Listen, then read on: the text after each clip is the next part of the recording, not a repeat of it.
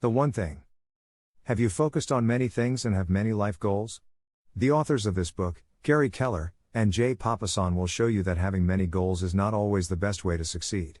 The One Thing book shows us how to achieve better results quickly, how to have less stress in your professional and personal life, how to recharge your energy, and how to achieve your goals successfully.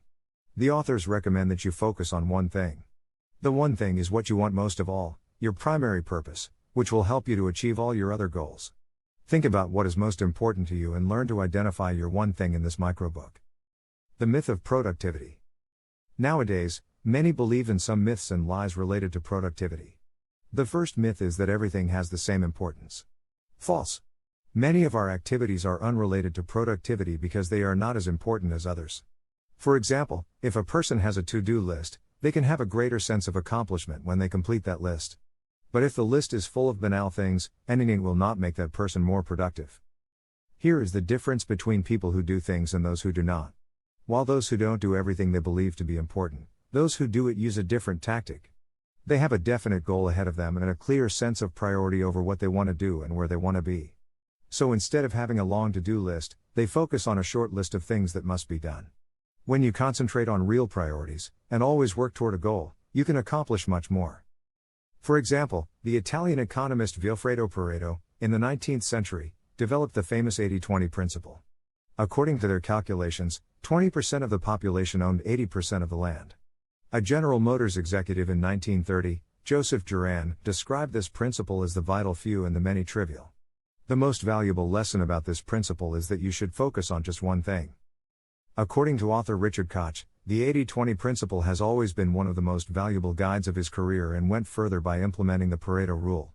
He said that if you take 20% of the 20% of the 20%, and keep doing it, you will soon reach the most important point.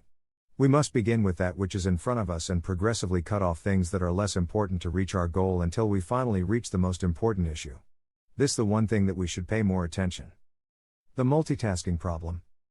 Professor Clifford Noss in 2009 explained what it is to work doing multitasking.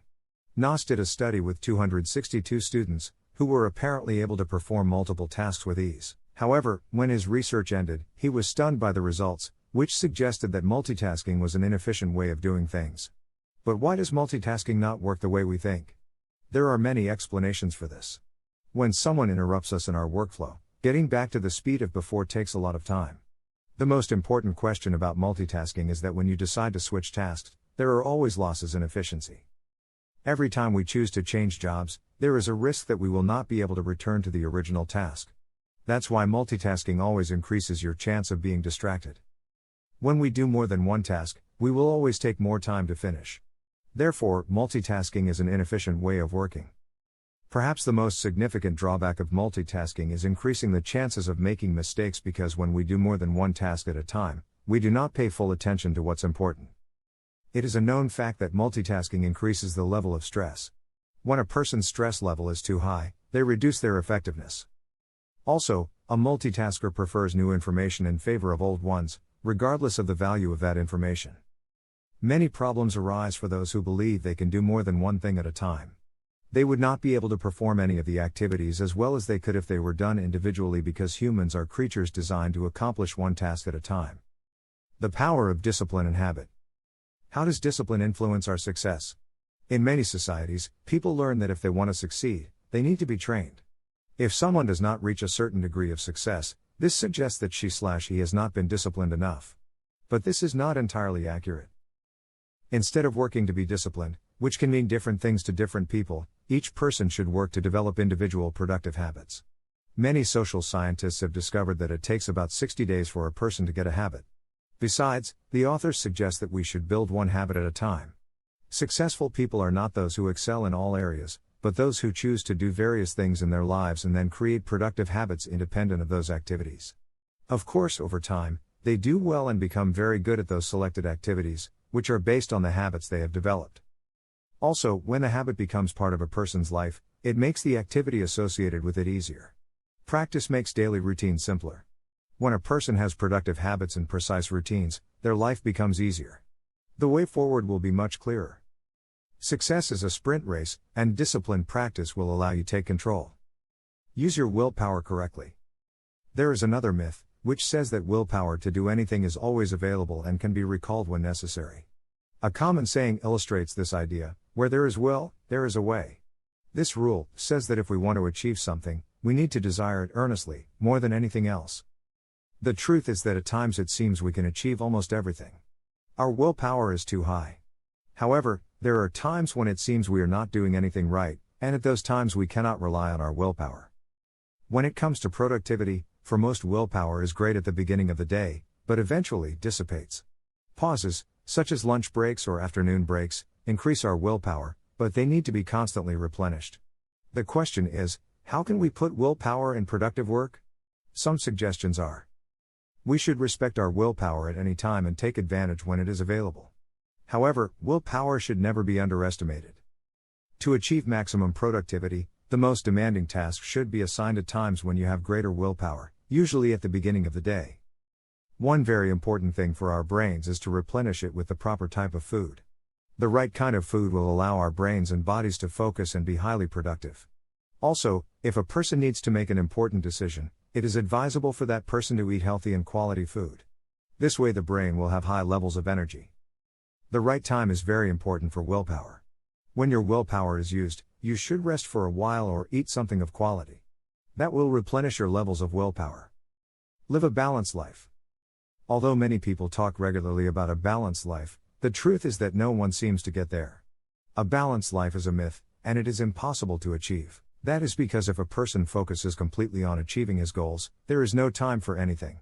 Also, in the world of professional success, the most important ingredient to success is the time a person invests. If she wants to achieve superiority in what she does, she must choose what really matters and invest all the time she needs to complete the task. Many people are constantly striving to achieve the perfect balance between a good working life and a good personal life, but instead of trying to do this, they should follow this advice. A person must separate life into two parts, personal and professional. After doing this, these two parts should be cared for wisely. That means that a person's one thing should receive a disproportionate amount of time. When you are not working, your personal life should be counterbalanced. It is imperative that one knows how to provide the right amount of attention to both sides. Do not be afraid of dreaming big. Many never pursue their big dreams. The reason for this is that they begin to believe that everything that is too big is too bad. Many are afraid of being successful and decide to settle for less. Instead of thinking and living like this, we should develop the habit of thinking big. A big thinker will act and react differently from an individual who thinks small. Here are also some important ingredients to think big. Instead of choosing between the traditional life and career recipes that society recommends, you should imagine all possible paths and their results. Be smart and brave. You should look for systems, models, relationships, and habits that have worked for others who have succeeded and follow their example. Failures are an integral part of the journey. Instead of looking for them as evidence that you are bad at something, learn to think of failure as a temporary delay. Learn from your mistakes and keep moving forward. What is your one thing? To be successful and accomplish great things, you must first find out what is your one thing. These 3 steps will help you discover. Your one thing is an incentive that is always more important than any other. Success will follow you after you've achieved your one thing. Success will always leave clues. To conquer great things, you need to ask yourself and answer a simple question: what is the one thing I can do now that will make all the others much easier or unnecessary? This issue is important because it opens the road to success, eliminating everything that could get in the way. Even when a person discovers what their one thing is, they must remember that success does not happen overnight. Success is built gradually, similar to a row of dominoes. We start by knocking down a little domino, hitting others, and so on. For a person to achieve success, it is necessary to start small.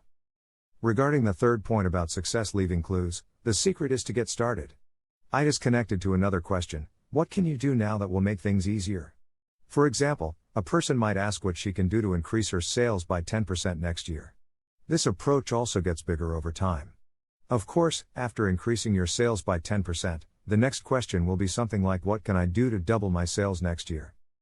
When you discover what your one thing is, you are putting yourself on the path toward your highest goal. Big, specific questions always lead to big, accurate answers, which eventually leads you forward. Be ready to sacrifice. Can we achieve extraordinary things? The easiest answer to this question is that we should live our lives with a clear purpose. To do this, we must find out what motivates us and what we want more than anything else. Our purpose is the source of our happiness and also the source of our strength. We need to know what we want and strive to achieve that goal. People who have a definite purpose in their lives are more likely to achieve them. Once we discover our one thing, we must live for productivity. It means that to achieve the one thing, we must know how to avoid things that are distractions and keep us from achieving our goals, wasting our time, resource and energy. The one thing is a plan of action to achieve a goal in a specific way. Instead of trying to achieve multiple goals at once, the emphasis here is on how to achieve just one goal, the one that is most important to each person. It is important to mention that the one thing is not achieved in a short period. On the contrary, you have to work hard to discover and conquer this one thing. Also, habits are very important. With the development of beneficial habits, we can progress more easily toward our goals.